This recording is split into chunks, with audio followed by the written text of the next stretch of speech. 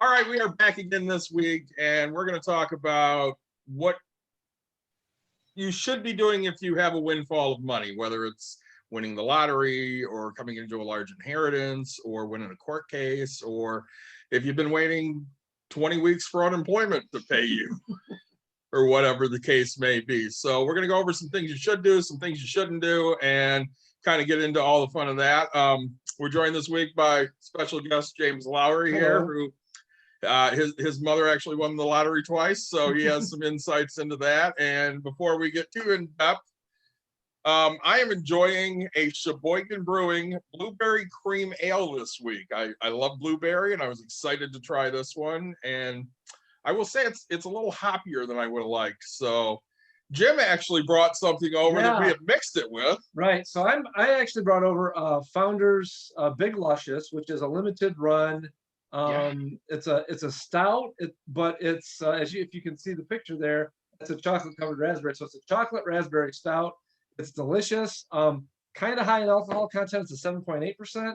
But yeah, we mixed it with this other one to kind of cut down on the hoppiness a little bit. And I have to say, this mixture is definitely something I'll be pouring another one of soon. Yeah, I love Big Luscious. Benson, do you have anything? Yes, I am drinking. It's called Hawks. It's called Dead and Buried. It is a British style hard berry cider.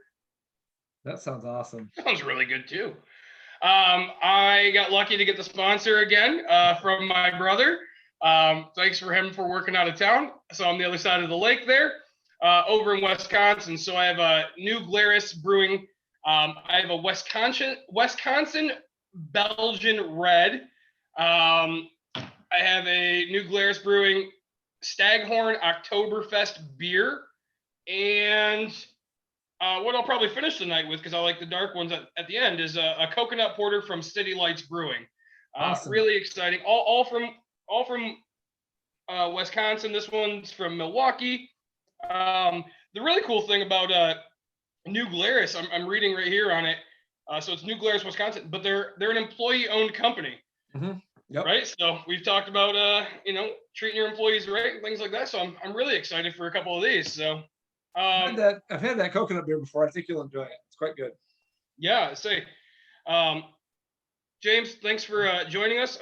You don't meet too many people where their parents win the lottery once, let alone twice. So yeah, I think this is going to be huge. So yeah, it's got to be kind of a unique thing. And just to clarify, so in 1986, I was 14 years old, and my mom, she worked in. My parents are both blue collar workers.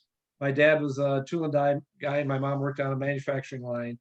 And reluctantly, because my mom was really sort of, I would say, morally, if not even philosophically opposed to gambling, she let some of her work friends talk her in, I want to say probably around 1984 or so, into going into one of these sort of pools, right? These workplace pools where everybody chips in $1 or $5, whatever, and they buy lottery tickets, and then they share the winnings. And gradually, things started to sort of taper off. I think it originally started like 10 or 12 people, then it was down to 5 or so. And literally within, I want to say maybe 3 to 6 months before my mom won, the last person dropped out of the pool.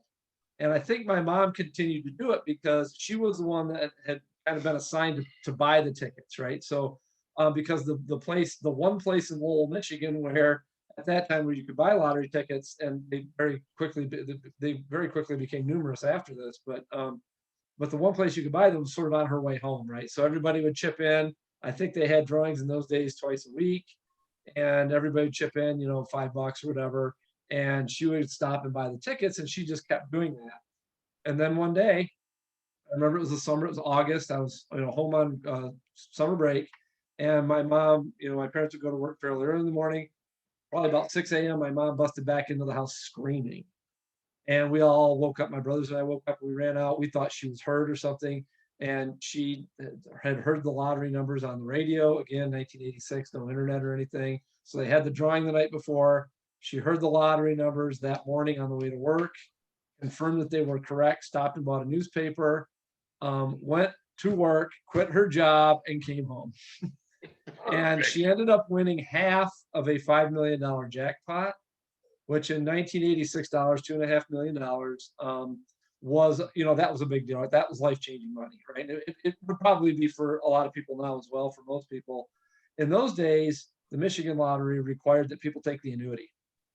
So it was a $125,000 a year payout. First check she collected that day in Lansing.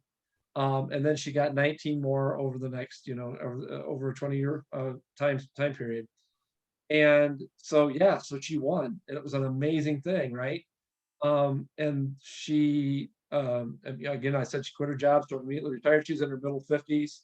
And again, 20-year payout. She was going to be living pretty comfortably, but it soon became apparent that math was going to end up, reducing her math and inflation. Really, we're gonna soon reduce her real income because even with low inflation over a 20-year period, I think it turned out that in 1986 dollars, by the time she got her last payout, which I think would have been in 2005, was about $70,000, reduced for inflation, right? The equivalent of about $70,000.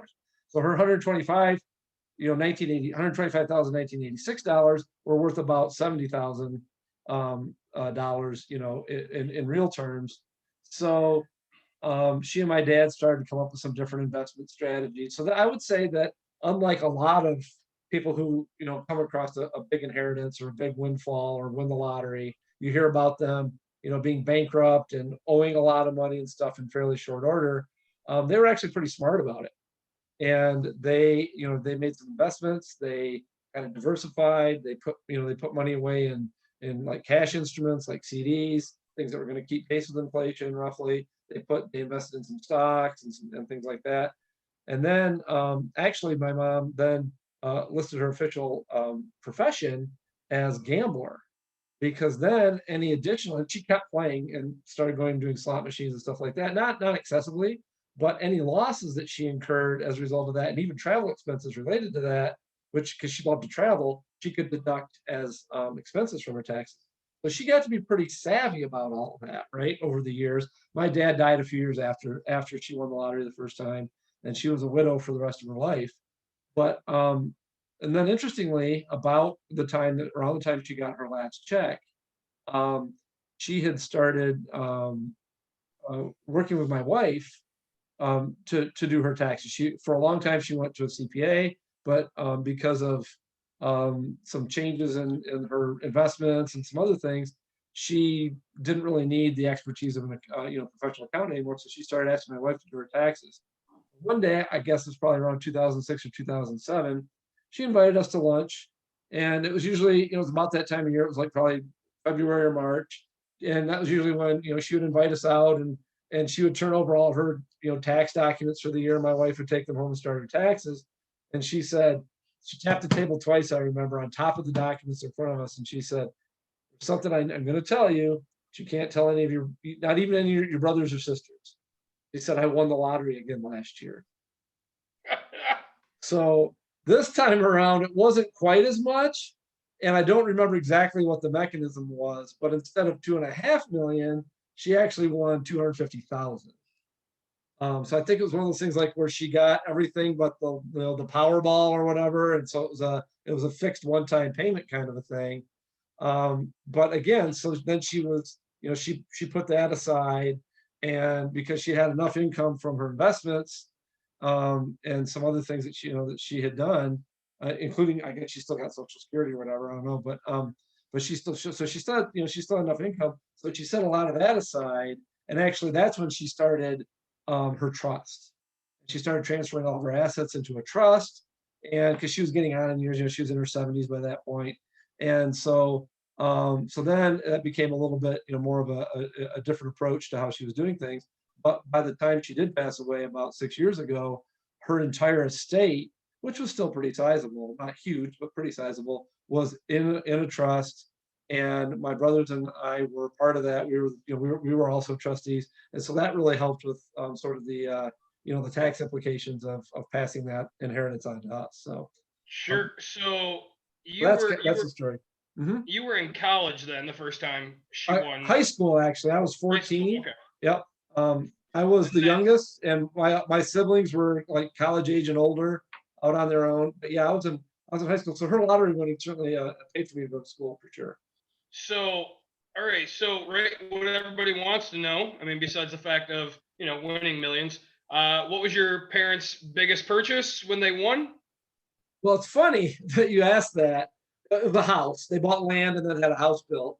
So it Okay. wasn't like an immediate sort of thing. And that was that was an investment as well. But I forgot to mention this. Literally the day before my mom won, they bought a new car. Oh, And geez. they'd taken out, I think they put like 50% down on it or something like that. And so I guess the first big thing was my mom wrote a fat check to the bank to pay it off. Yeah, to pay off that car. Yep. And then what did you kids get? I've got a new bike. Oh, And wow. right, yeah. And when I turned 16, though, in addition to my parents paying for my college education, which was, that was a sizable thing. Yeah. They did buy me a car. It wasn't a new car, but they did. And again, they didn't really make a whole lot of changes to their lifestyle. So they did a lot of nice things, and they did a lot of very nice things for my nephews and nieces, their grandchildren.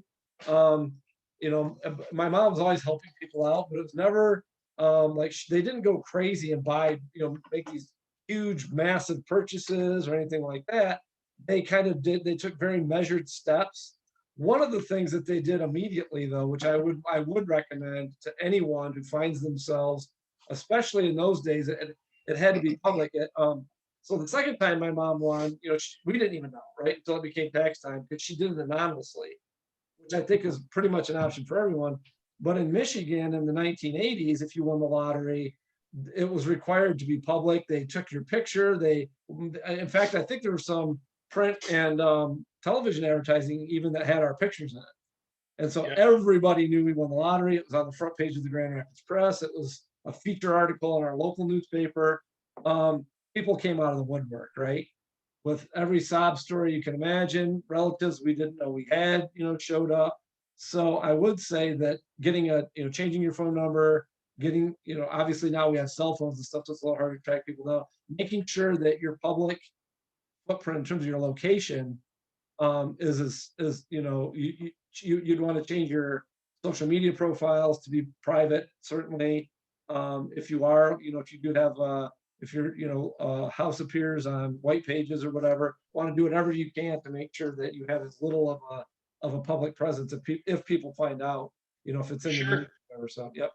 So, feel free not to give an exact amount. No, my life's an open book. So when your mother passed, okay, so we know that in total she won $2,750,000, right? Yep. In winnings. When she passed, about what percentage was actually still left? I would say her estate was probably, my brother would know for sure because he was her executor, and I guess he was the head of the as well, right? He was like that. Yes. So you got stuck doing the accounting, and he got in Yep. charge of So delivering the money. So including her home and everything, and I know what the final amount was after some of her, there was some certain, I can't even remember what debt she had, but there were a few small ones. She had probably about, I want to say, I don't know the exact amount, but certainly between $500,000 and $750,000 left. Okay, so she was still about half of a third of what she had originally won, which is nice. Right. Guys, I don't mean, I've never stopped one of these to talk about a beer, but I want you to. I'm saving this.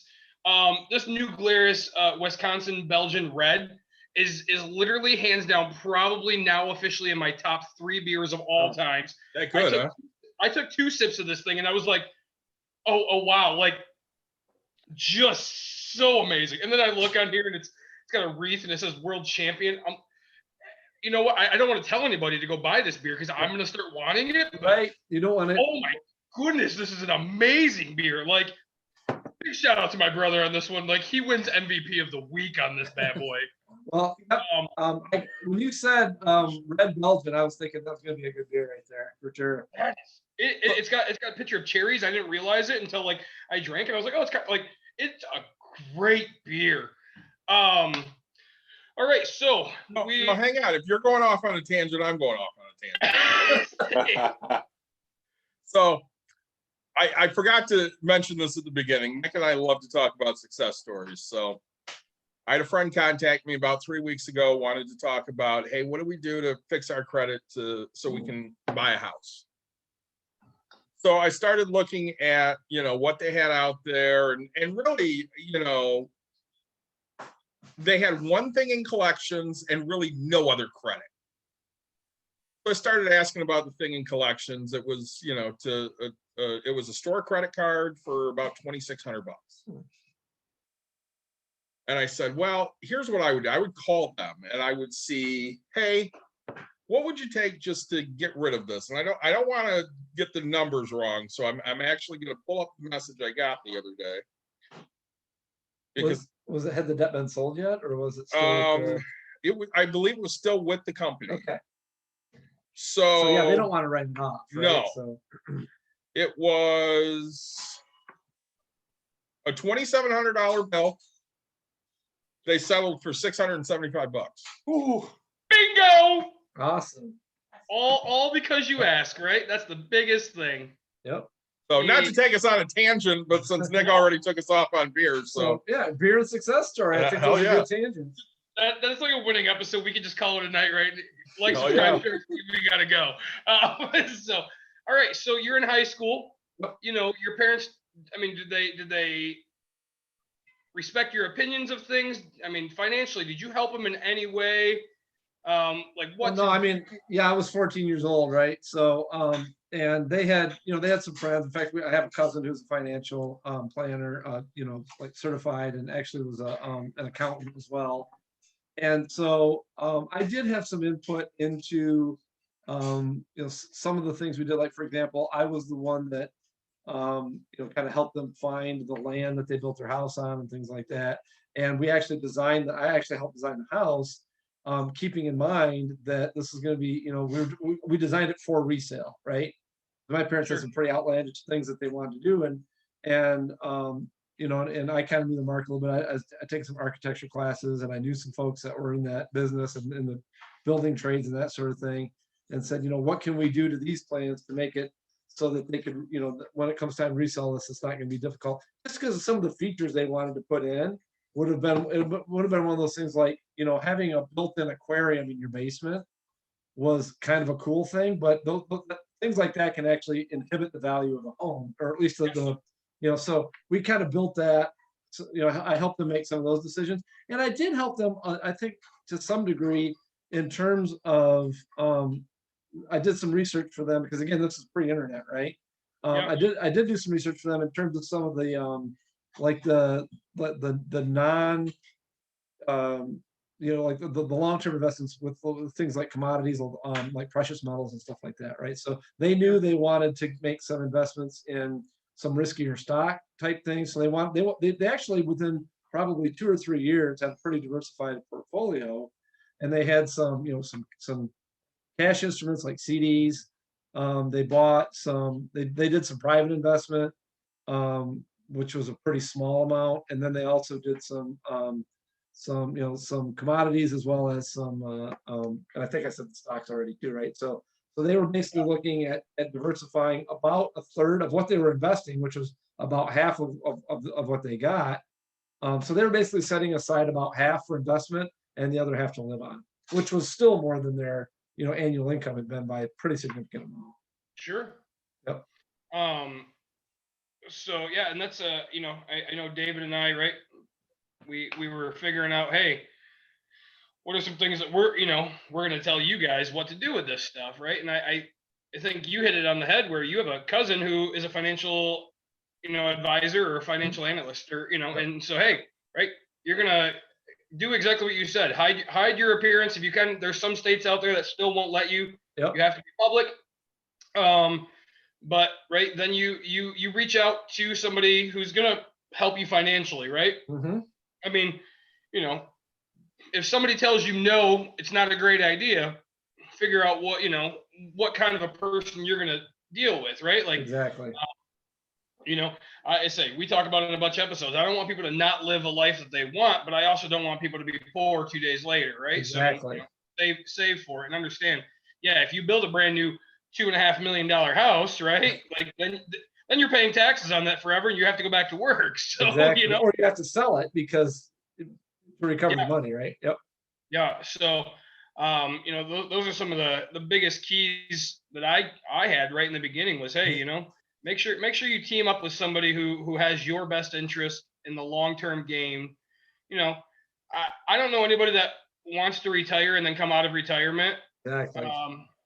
because of finances. So, Well, we talked at the beginning of this about, lottery or inheritance or what have you. And, we talked before when my aunt passed away, she left, a pretty decent sized estate, we'll say. And the first thing we did was I did not take control of that money and I didn't invest any of it. Mhm. I went and talked with a financial advisor. I said, this is what I needed to do for my mother. I needed to last her through retirement. What steps do we need to take? And it was about 255,000. And when we sat down at the beginning of the year, it was at like 250,000. And she's taking disbursements because she has to. Mhm. But really, the market had done so well up to that point, she wasn't losing money. And now I think it's around 230 because, the market's been up and down since COVID hit. But, I didn't want to take the responsibility for, hey, do these things. And then if it loses a bunch of money, Right. she's pissed off because I gave her bad advice. So we went, to a third party that didn't have any real stake in this actual money so that more informed decisions could be made. I think that's important too, David, in terms of having that sort of impartial third party. So as I said, my cousin was both a CPA and a financial advisor, but he actually said, I don't want this, I don't think it's in everyone's best interest, including, then you have to think about things like familial relationships and stuff. So he advised my parents on what to do, but they actually hired another firm to actually handle their investments and to do their taxes and things like that, right? Which A more disinterested third party. Yeah, I mean, it's a lot of responsibility. I mean, right? I do it all the time, right? I mean, David, right? When we sit with people, we're like, this is what we find works. This is where we would put money, but just know, we say it on here all the time. Just know everything has risk. Yep. Everything, and I mean, always take the educated risk. But I mean, my mom comes to me now for a little advice here and there, right? Because she watches some of these, and and even before then, she's like, "Oh man, Nick's growing real estate, so he's understanding." But she never invests with me. Like, I won't take her money for Yep. investments, like things like that. Like, it's just, I don't want to mix any of that type of a thing. Yes, do I find myself wanting to be successful, and do I wish I could make her successful with it? Yes, but I'd much rather have a mom than have a business partner. Absolutely. Yeah. In that situation, what my parents did, they basically paid my cousin they paid him basically a finder's fee, right? Of they gave him $10,000 or $15,000 or whatever. But it was also, I mean, there was he helped them come up with a plan. He found he did some research and found the right place for them, and and my mom was very happy with them again until she really didn't need them anymore for 15 years or more. Sure. But I would say, because especially any kind of big windfall, people are going to come out of the woodwork. Long lost relatives, the annoying uncles and things like that, right? And so you have to have a plan in advance as to what what, if anything, you're going to do for these people. And you need to, I think, take any sort of, again, you can take advice from family members, but I would say don't invest through them, because it's both a relationship and a financial disaster waiting to happen. Right? Sure. So, and I want to bring up, right? So lottery, yes, you have to sometimes tell, but let's say David, I mean, right? When your aunt passed, your mom got it, and the only people that really know is you. Right? You Everybody don't, on YouTube. well, but now they have to figure out who you are exactly, track down your mom, track down, or technically, do all that, and then realize, what she has, and then she's, everybody on YouTube now just is going to know that she's going to ask you for questions. So I think we've done a good job at, at knowing that nobody's getting a dime, right? But I am that, cheap. yeah, it's like, that's the stuff you have to, so right, like my family, we talk about it right now, and I get my mom, like, one thing that we talk about. So we talked about it in the death episode, right? Is like, kind of set yourself up for the person that's going to make these decisions. Because, right, like, again, if my sister gets control of the money, that money's gone, right? Like, yeah, oh yeah, mom had $0, and I'm like, just yesterday she had $1 million, like, Right. so just know who you're getting into business with, know who you're trusting and stuff, everything like that. So I think one of the biggest keys here is you don't need to tell everybody that you've made a bunch of money, right? I mean, we talk about our money on here because we want to be open books and things like that, but I mean, our net worths technically aren't strictly out there because it doesn't make us any different of who we are. So we don't change because of that. So where if I were to sit here and say, hey, I'm worth 15 million bucks, oh, hey man, everybody's gonna be like, hey Nick, blah blah blah, what do you? And I'm like, look, I just want to drink beer with my boys. Right? Like, I think that's a big advice for a lot of people is, when you go to Christmas, if it's awkward, remove yourself from the situation, right? I mean, money shouldn't change people. It should just change how you live your life, right? It should definitely change the quality of beer that you buy. And I will say the one big benefit of my mom winning the lottery before I went to college is that I did not drink cheap beer when I turned 21, for sure. That did not happen. I still got Bud. I still drink my Milwaukee's Best once in a blue moon, or my Miller High Life. Yep. Yeah, it shouldn't change a thing about you.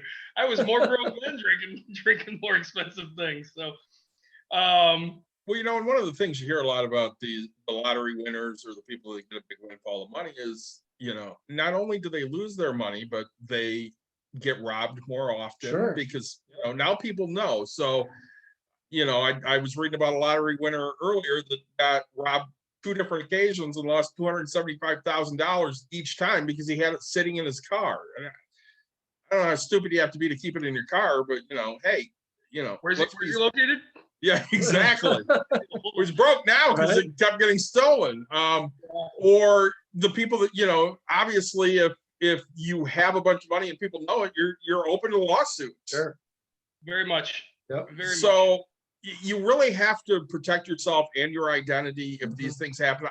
I used to think if we ended up winning a Powerball, let's say, how do I protect that money? Do I have my mom claim it, or do I have my daughter claim it, or what do I do to minimize a bunch of idiots coming out of the woodwork?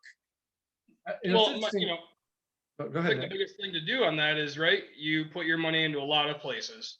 Right. I mean, there's times, I guess this is personal, whatever. There's times where I have walked around with, I think the largest actual liquid cash, I had $26,000 in liquid cash, right? And I was nervous as crap everywhere I was driving. It was, I didn't sleep, like, it was insane. Right? You sleep with your hand on the safe, even though that safe could just get taken. But I don't know. I don't know a number, I guess. I say like $3,000 max is the most you should have liquid cash at any time if you're intending to go purchase something, I guess, let's say, right? Like, you shouldn't carry it just because you want to, but if you're going for a purchase and you want to prove that you're putting money down on something, I think if you showed up with like $3,000 cash, like, hey, I want to buy this $20,000 car, this is enough to hold it while I go get a check for the other 17 type of a thing. I don't think, I say 270,000. That's insane. I hope everybody else that's watching this has seen the lotto, where they are now and where they were then. My favorite is the guy and his son. His dad won it, and he's like teaching it. They get like an etiquette person, and they go out to these fancy dinners. Yep. And the dude rented a motel room, right? Like with a key card, and he has like all these Jordans and all these jerseys, and like they show on this thing what the motel is and like what room number, and I'm just like, right. insane, right? But like you should know, there's a chance that your Jordans are probably, I doubt they have the insurance on that room, because I'm not sure you can insure somebody else's property. I guess renter's insurance covered for like $1 million policy or something, but it just, and you just watch so many people like, right. We all laugh because I remember when the Powerball, this is probably, I'm always really short. I always think it's like 3 years ago, and usually it's like 10 years ago. I want to say, like 10 years ago or so, there was a guy who was getting filmed when the Powerball was like 500 million bucks or something. And the dude turns around and she goes, "What are you going to do?" And he goes, "Hookers and cocaine." Yeah.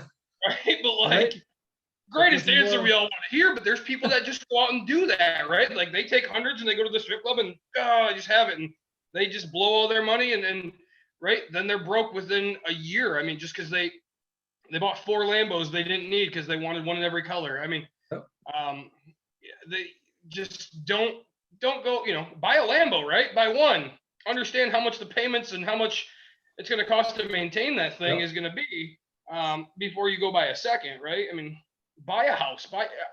To me, houses are usually assets. I mean, you get up into the higher thing, you have to keep it updated for it to stay at its value. That's the biggest.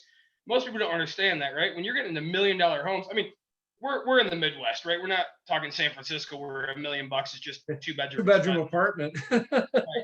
I mean, over there, right? We're talking 30 million, but anything that's like $1 million and more, right? Like, yeah, it'd be worth $1 million when you buy it, but it's like the only asset that, like, if you don't keep putting in the newest tile, the newest, flooring, the newest sinks and all that, like, it's not worth $1 million anymore. Like, it keeps going down in cost. Like, they came out with the new like sensor things to do your dishes or whatever. And it's like, if you don't put that faucet in, nobody's going to buy that. Nobody wants to actually physically turn on a water when you have that kind of money. I mean, so, just know what assets are, right? That's the biggest thing. Know what an asset is and know what a liability is at that point.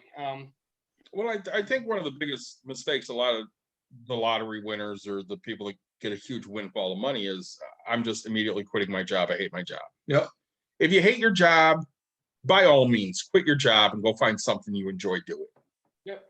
But I know if I won the lottery tomorrow, let's say I won Powerball and it was at $1 billion. I got 3 of you here. Jim, you think I'm quitting my job? Yeah.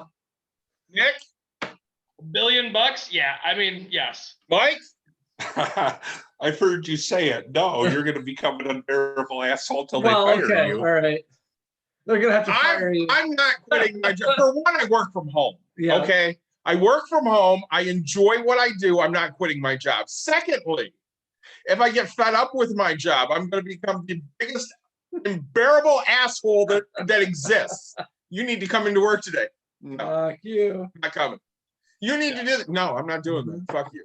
And people have told me before, well, you won't last very long. That's not my decision. That's yours. You decide to fire me, that's on you.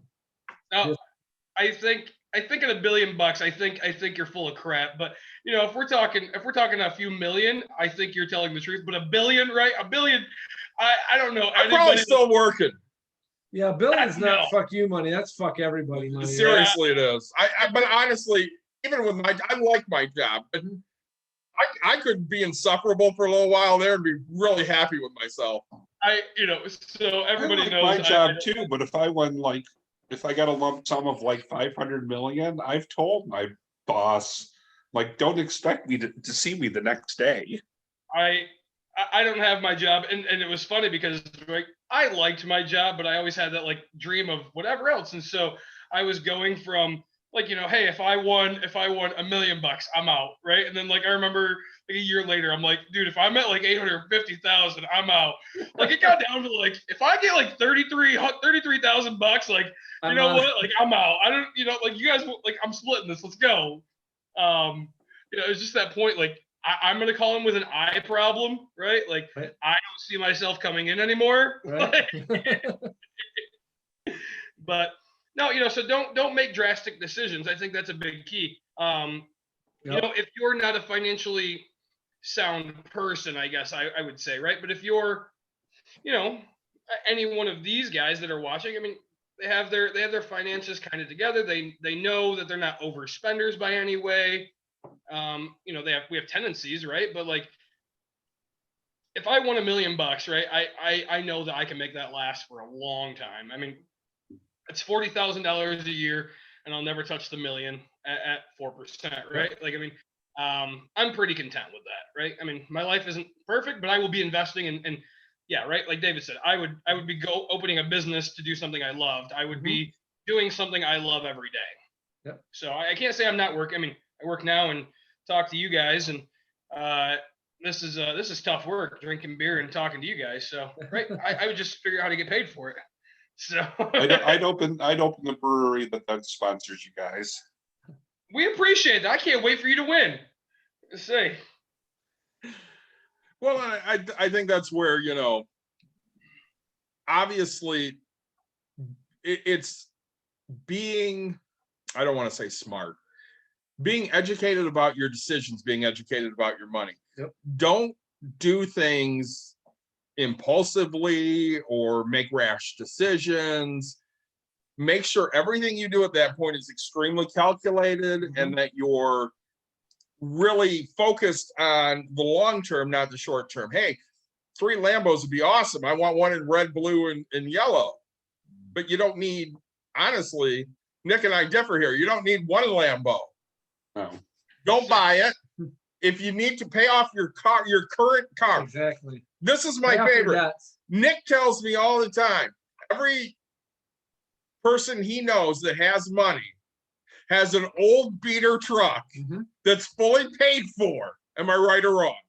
It's a true story. It's interesting that I don't remember when this was, and again, I have this time dilation thing too, Nick. So it could have been 5 years ago, it could have been 20 years ago.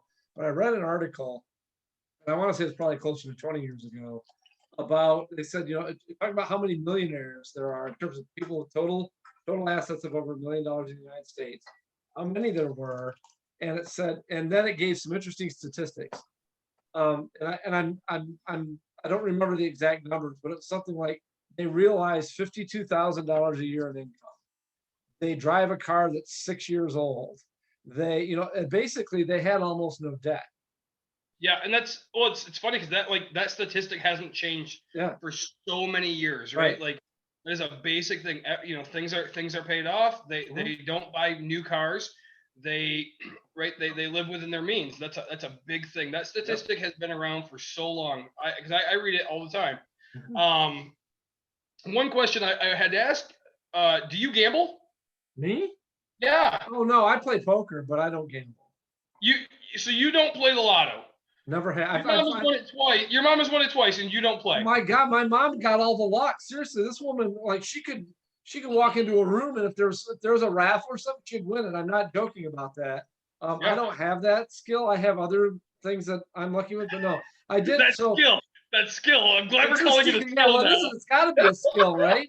I mean, there's got to be something to it. Interestingly, another cousin of mine, it's actually my mom's cousin, it was a real professional gambler. He won, I want to say in 89 or 90, he won one of the World Series of Poker events in Las Vegas. He got the gold bracelet, the whole 9 yards. It was, I think, Omaha Hold'em. And he taught me how to play poker. And I worked for him for a little while in his pizza place. And so I do occasionally play poker, but I don't consider that to be a gambling. That's a game of skill, right? You're playing against the other player, not against the house. I don't do anything where the house against the house, because whether it's the lottery or whatever. Also, I'm mathematically literate, and my wife, it's a really funny thing. My wife was a math teacher, and so she used to, one of the exercises that she did when she was teaching high school math was probability. So she was teaching her students probability. She'd say, okay, what's the expected payoff of winning the lot or of playing the lottery? The expected payoff of buying a $1 lottery ticket is like 0.9999999, whatever, that's the negative amount, right? And Yeah. then she would go through that whole exercise, and then she'd say, now I have to tell you about my mother-in-law, right? The luckiest woman on earth. But no, I don't. I've probably twice in my life bought a lottery ticket. And one time when I was in Vegas, other than playing poker, I was in Vegas for a conference, and I was a speaker at the conference, and they gave me like $100 chip, and I used that. I went played some poker, and then I think I ended up winning about $5,000, and I put $1,000 down on a blackjack table and lost, and that's the only time I ever played blackjack. There you go. So, all right. I want to talk about inheritance, and then we want to talk a little bit about smaller amounts of money, but still substantial to people. I mean, right. So let's hit on the small amounts. So if you're one of the people that are waiting for your unemployment money, right, and you're an average American, you have rent or a mortgage, right? Chances are you have a car loan, things like that, right? So you're doing this COVID. My biggest suggestion to you, right? Let's say you get 20 grand back, 15 grand back. Great. Don't just go buy a big screen TV.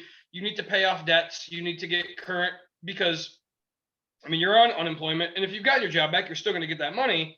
But like you need to make sure your debts are paid, right? Because staying in debt is just going to keep driving you down. You're just going to go back to the life that you had of getting debt. So this is like, look at it as like a gift to say, hey, I'm catching back up, and you have that deep breath that you can take finally. So, well, that's a good segue in. So Nick and I coached a girl who I will not mention who it is, but she had defaulted on one of her student loans, and her and I were talking, and she goes, yeah, I'm waiting for my unemployment because I don't feel safe going to work. And I'm like, all right, so what are you going to do when you get it? And she goes, I don't really know. I'm like, we need to pay that debt. Yeah, let's pay that debt sure, off. Sure. So she finally got the money, and full disclosure, I don't know how much it was, but let's say she got $8,000. Okay. I know that bill was $2,500-ish. The first thing I said was, hey kid, go pay that off. Let's just get rid of that. You're out from under it. You don't have to worry about it anymore. And at that point, we can figure out what to do with any money that's left over, pay current bills, save money, whatever. Because honestly, until you can get away from that debt, you're not doing yourself any favors. Right. If it's, I don't know what you want to call it, educated debt, right? Which we've talked about, I guess, 0% interest, 1% interest on things. If it's a house, right? You don't need to chunk it all down, right? Make sure you have your security deposit or your emergency funds, or right. Set yourself up so that way, if another wave of something, if this ever happens again, make sure you have a little bit of money. But if you're talking 1/4 of your big lump sum is going to pay off something, you'll be fine having 3/4 left. Right. I say now, James, when we were talking just a little bit before this, and you had told me your mother passed, and yep. you guys, so you and your brother, you have more siblings? There's 6 of us total. 6 of you. Okay. Yep. So you split it all. Now, did you guys, did you owe it? Did you owe on your house still when your mom passed? Like, what did you do with your lump sum? Yeah, so we put it toward, so when we put it toward paying off loans and things like that. Absolutely. Okay. So we had a mortgage, a 10-year mortgage, right? So and paid that down, paid some other things down. Okay. Having said that, not all of my siblings made wise decisions, and so that was, it's been an interesting thing to see that, right? It's the whole, you can lead a horse to water, but you can't make him drink. We actually all met in advance of this and kind of talked about a lot of the things we're talking about now. One thing that I do want to mention, depending on the type of sort of windfall that you get, is the tax implications that people forget about, right? especially Sure. people that are W-2 that are used to having taxes drawn. I don't want to forget to mention that. But so yeah, it was interesting to see what happened. And I have siblings. So I'm 48 now. My mom died 6 years ago, so I was in my early 40s. I have some siblings that are substantially older than I am. So for them, things like they probably don't have mortgages anymore and stuff like that. But just interesting, to see some of the decisions that they made. But we all do our own thing, right?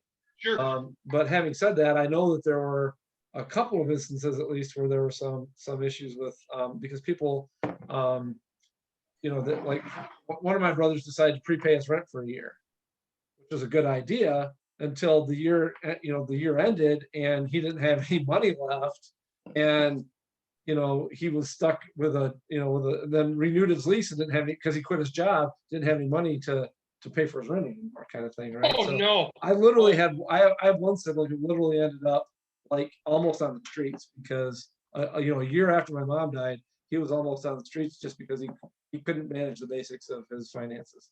Sure. So and that's it's huge, right? I mean, you have Yep. enough to change your life for a little bit of time. You don't have enough to change your life forever. And Exactly, right? I go back and I still fight nice David on this pause, $1 billion, Dennis. right? That's enough to change forever. Well, What's that? looking at inheritance too. So, I kind of have both sides of the coin there. So in 2008, my grandmother passed, and the piece of shit she was married to passed like a month later. And my mother ended up having to rebuy the house we owned because he decided to rewrite his will. So by the time my aunt passed away, we had a mortgage on the house, and I had bought a motorhome to, take my aunt to Tucson, which we made it just the other side of St. Louis before we had to turn around and come back. So, I mean, when my mother got that money, which before we found out about the 250,000, that, there was obviously money in the checking account. There was a couple other life insurances we knew about. My mom, the first thing I told her was, let's pay off the house. We got to pay it off. So she paid off the house. She turned around and paid off the motorhome. And then we decided, okay, well, there's even more money here. We need to figure out what to do now. Mhm. But we made sure that the important things were paid off. My mother didn't have to pay for the house anymore. This motorhome, now I'm out from under, and we can just move on with life as what should have been normal in the first place. So now your parents had a bunch of money, right? So they built a house. Now, James, with did your parents prepay for anything? I mean, what did they like? Did they just dump like 10 grand on their electrical bill so they didn't have to pay it forever? Like, I mean, your brother prepaid for a whole year's rent. Yeah. Now my parents, what they did was they paid cash for the land, Okay. and made a substantial down payment on their house. But interestingly, and again, my parents became very. To give you a little bit more background, my mom, I think, quit high school when she was 16, not well educated at all. My dad actually got into legal trouble and joined the Marine Corps in the 1950s to get away from that, but got a college degree while he was in the Marines. And so, but he was always very savvy mathematically, and he kind of was sort of in charge of my parents' finances. And so he would, it was for him, it was just a math formula. So he realized that he could make, because interest rates were pretty low in those days as well, in the late 80s, he could make more money on his investments than he would pay on a mortgage. So instead of paying cash for the house, he took out like a 10-year loan, and he had negotiated something where he was making one payment a year. Oh, And perfect. it was like 5.5%, but he's making 12% on his investments. So he was Yeah. pretty smart about doing that, right? So he prepaid for things where it made sense. And they would do that. And then interestingly, they would do some things for example, so that car that they bought the day before they won the lottery, when it Yeah. came time to trade that in, he ran all these numbers and figured out he could prepay a lease and actually come out ahead as opposed to buying or just leasing a vehicle, right? So he did like he did like a 3-year lease on a car, prepaid it at a ridiculous interest rate and a ridiculously low interest rate. He didn't pay, but it was better than whatever he figured, because he figured out the having one of my brothers being in the car, having been in the car sort of sales industry, he kind of advised them on some things, and they were able to figure out what the best strategy for that was. It's the only time I think they ever leased a car, because then after that, the numbers didn't make sense anymore. So a lot of these decisions just became very sort of dry mathematical formulas for them after a while, right? But so yeah, they did prepay some things occasionally. Like I said, they pay cash for the land. They and they did prepay for some other things too. Like they knew, for example, that they were going to need certain legal and financial services from their accountant and so forth.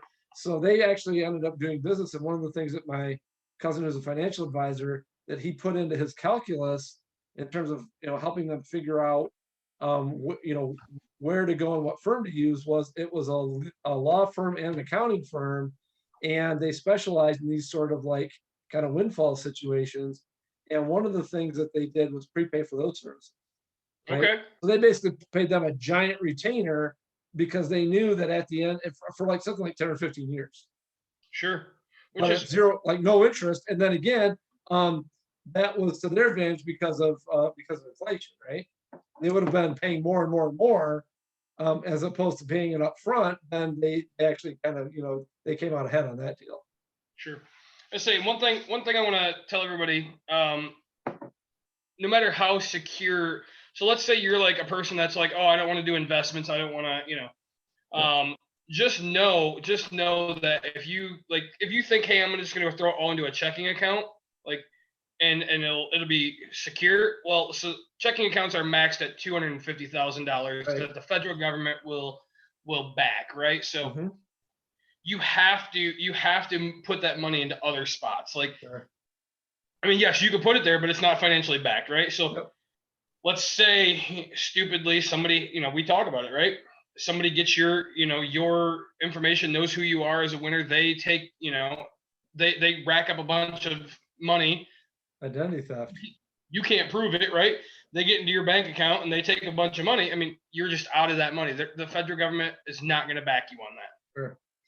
And then you won't have the money to hire the people to do the investigation to get your money back. So just know that you're going to, at that point in your life, you're going to have to put stuff to risk, right? I mean, you can do CDs. You can, if you win $1 billion, just open a bank yourself and loan it out.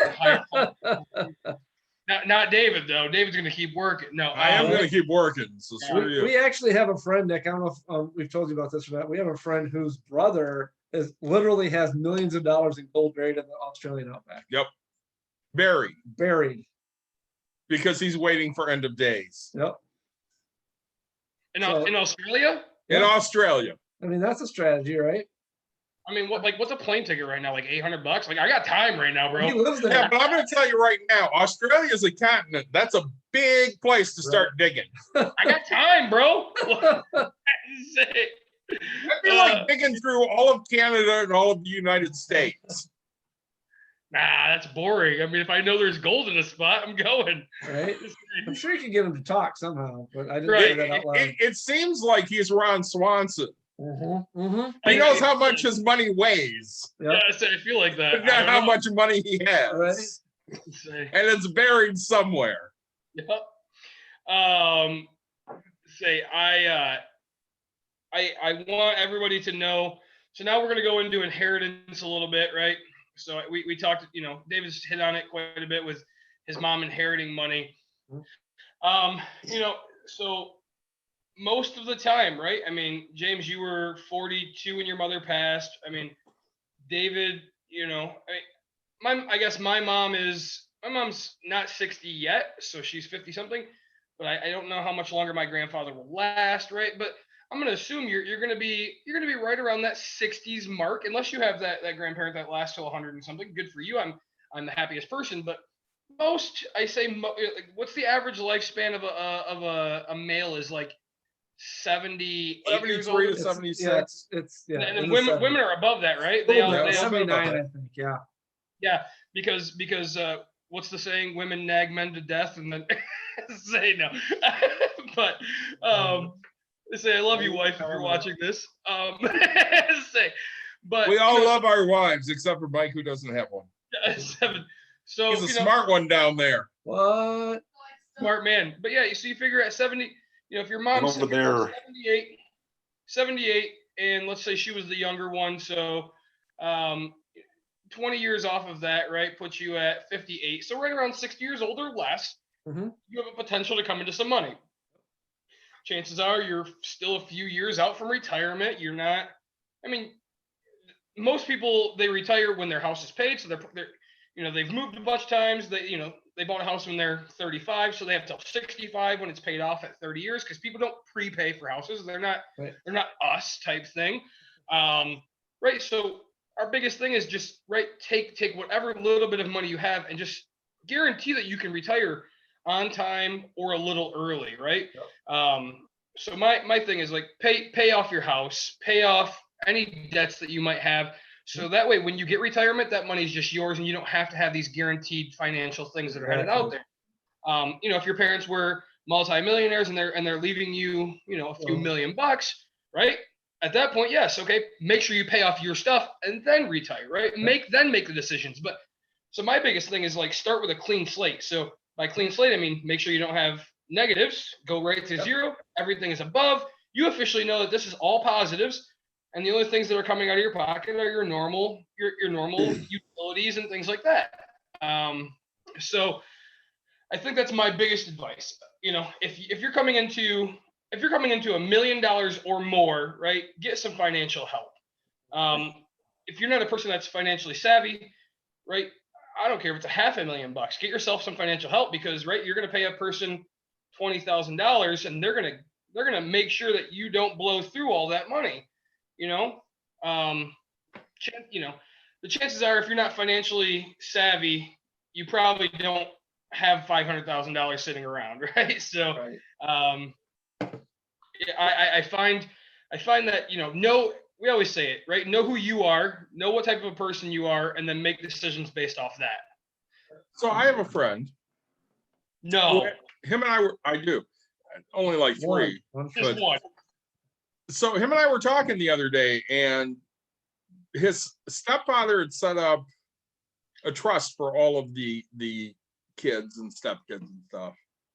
And he told me specifically, he goes, yeah, it's managed by a guy that was, you know, a friend, and you have to ask them for any money over whatever you're getting in that specific year. He goes, you know, when I wanted to buy something, if I wanted to get money out of that trust, I had to go to him and say, hey, I want this money. And he'd say specifically, what do you need it for?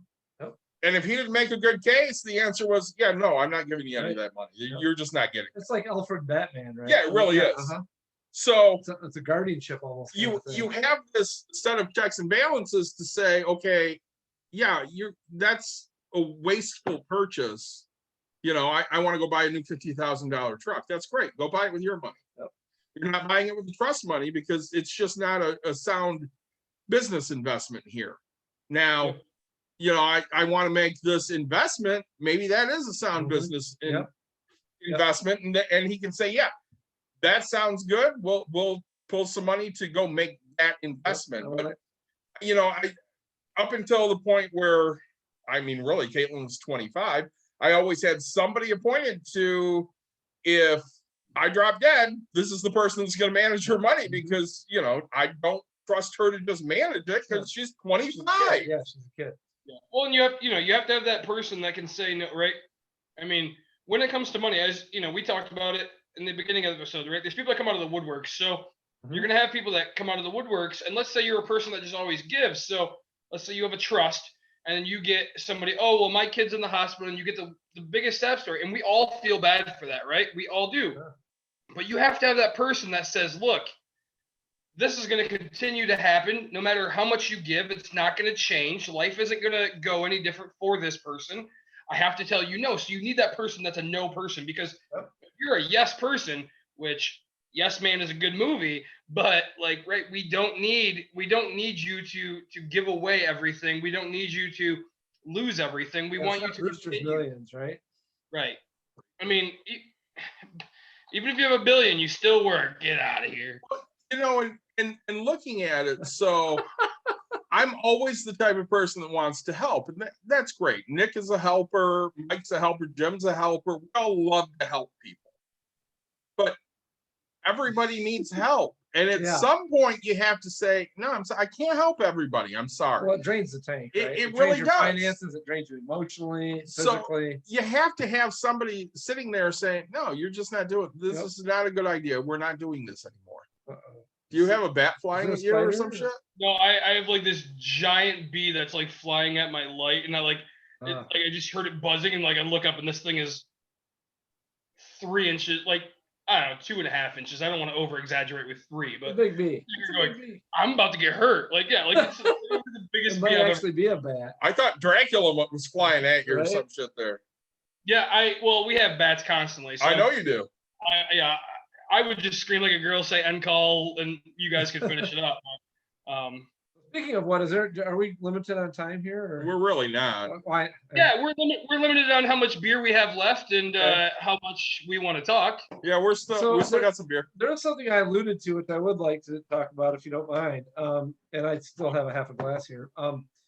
Is taxes, right? Because I mean, there's no matter how much money you have, no matter how much money you come by, no matter how you come by it, there are two things that are for sure in life, right? Death and Death and taxes. taxes, and you can't take it with you. But you can certainly get it from the IRS. And I'd just like to say that one of the best decisions that my parents made when they won the lottery the first time was engaging with this legal and accounting team that advised them not only on all the the accounting and legal ramifications, but advise them on all the relevant taxes, right? So that's how my parents found out that if they became essentially professional gamblers, they could deduct certain expenses that they were going to incur anyway. But just even so I would say one of the most important things, because it's one of the things that bites people who come into a large sum of money, a large windfall most quickly, they don't account for the taxes. Nick, you are right there.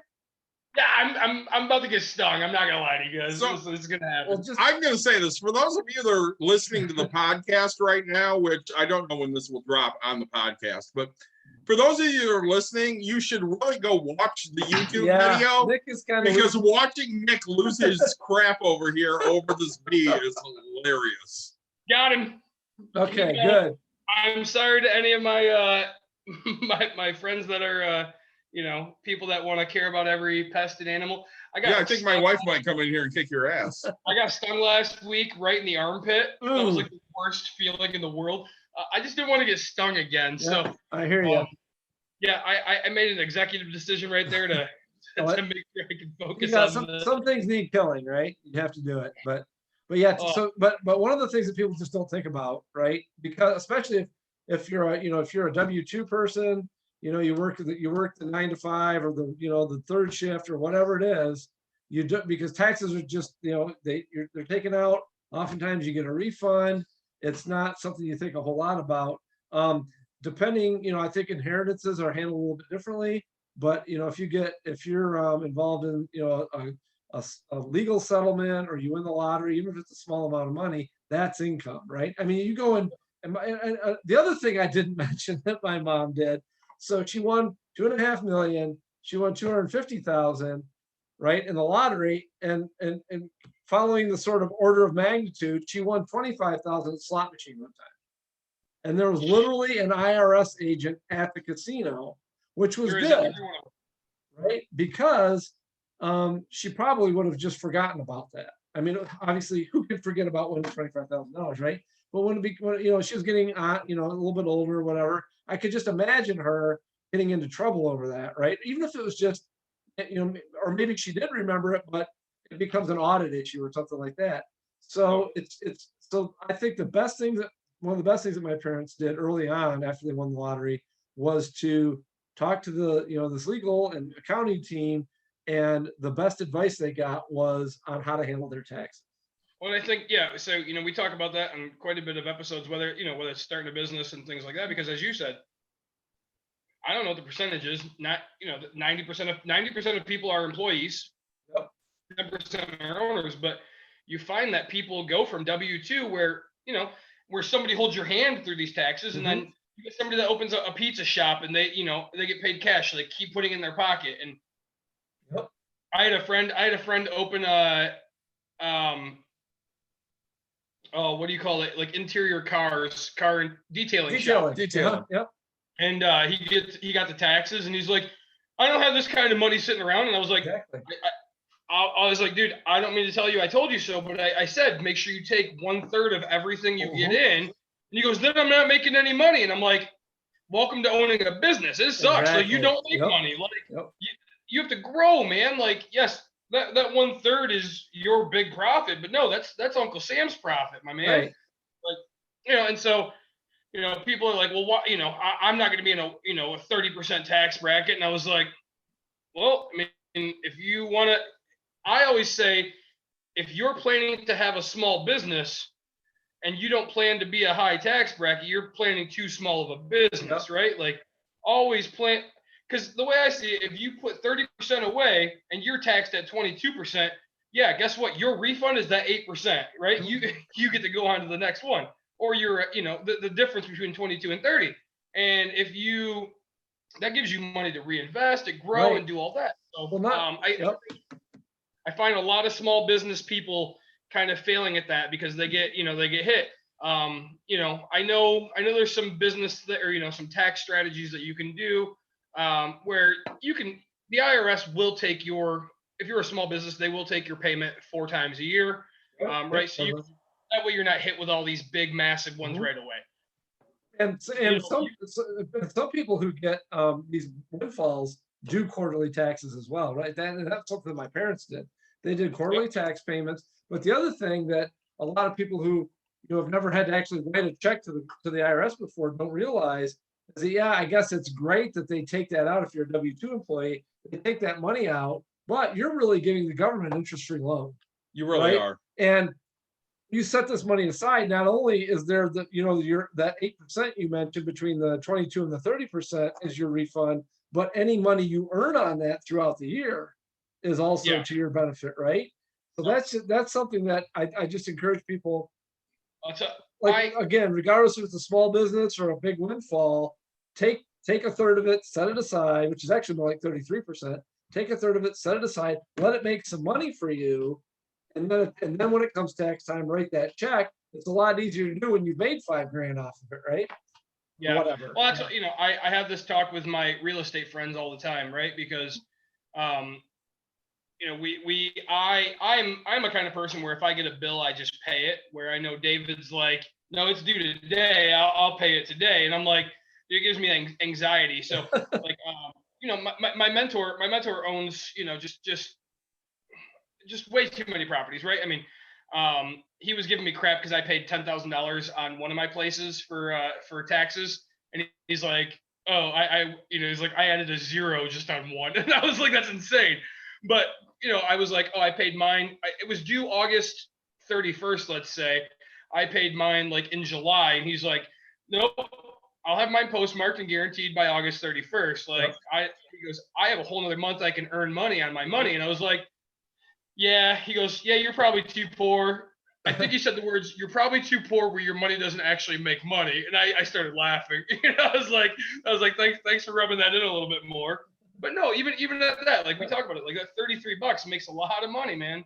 It's insane. So, well, when Dawn opened her business, I have always done our taxes because, I'm the money guy and I'm good with that stuff.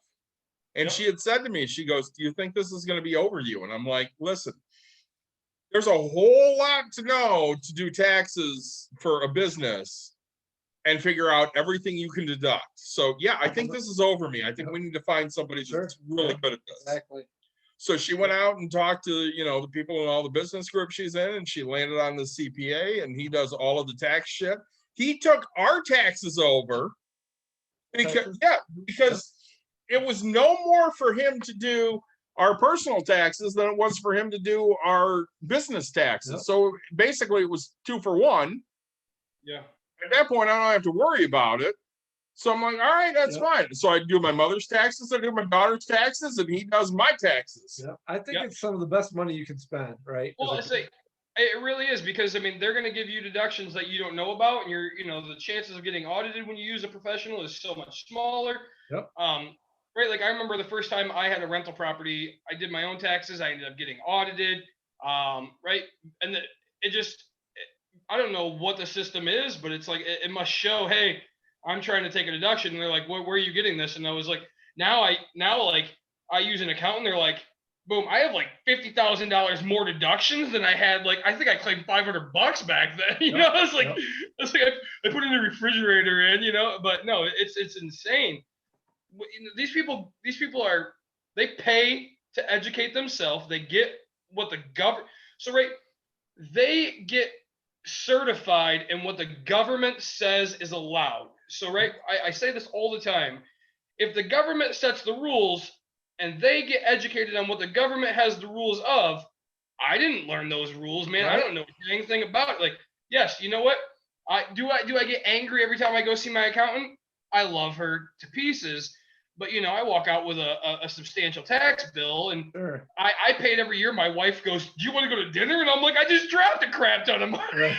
But we still go out to dinner. So but it's that point where, right, there's always a professional that can do something better than what you can do it. Yep. And for taxes, I think that's huge to find somebody that can do it for you. Yeah. And again, especially when it's such a paradigm shift, such a, mindset shift from, whatever you've got going to make money to all of a sudden now you've had a substantial amount of money land in your lap. It's the best money you can spend, quite honestly. Yeah. And I believe in most cases, also tax deductible, right? Whatever you. Yep. I think I know an accountant is tax deductible in every case. I don't know if there's one that's not. Yeah, that's what I'm saying. I think I don't, because I'm not. I don't want to say that it is in every case, but no, because that's I think every case, because my accountant gives me that joke every year. Well, at least you get to write this off next year, and I'm like, wow, thanks. Like, I keep buying more places, so it keeps getting more expensive for her to do, and I'm like, all right. Like, that's him saying that is like the lube to bend you over, right? Yep. But all right, anything else that you guys think we missed? I think we just the last quarter of this beer, but I don't have a quarter. No, I think we hit a lot of stuff here. And Mike, you've been very quiet because as usual, you're listening along here. What do you think, Mike? I think I don't ever expect to be as lucky as Jim's mom. Okay, but none of us do. Assuming you are, what are the first three things you do? If I were to come into a windfall of any sort, I would get a hold of, it would depend on the amount. Mm-hmm. If it's substantial, multi-millions. I'd find a financial planner for something really substantial. I would pay off things like my house, my car. Not that I own that money on my car right now, but definitely my house, any other bills that might be outstanding. And then I would invest. Taxes. Find out the tax implications too. That's true, taxes. Please do that. Yep. But yes, invest, because that will cover your investments. Then, if you invest it instead of spending it, then you'll have money to pay the taxes. So either Nick or Jim brought up Brewster's Millions. I think it was Jim. So I'd forgotten about that movie. That is the greatest movie. I haven't seen it in 20 years. Oh my God, I love it so much. I own it on DVD and on VHS. Oh.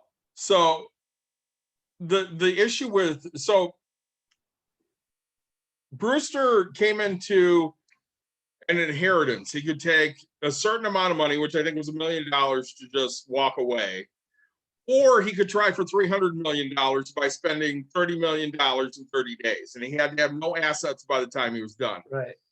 And literally, if he just took the money, the 30 million, and put it in an interest-bearing account, which didn't even have to be a huge amount of interest, he would have had so much money left over that if you never needed it, you could just live off the interest and not ever touch that 30 million.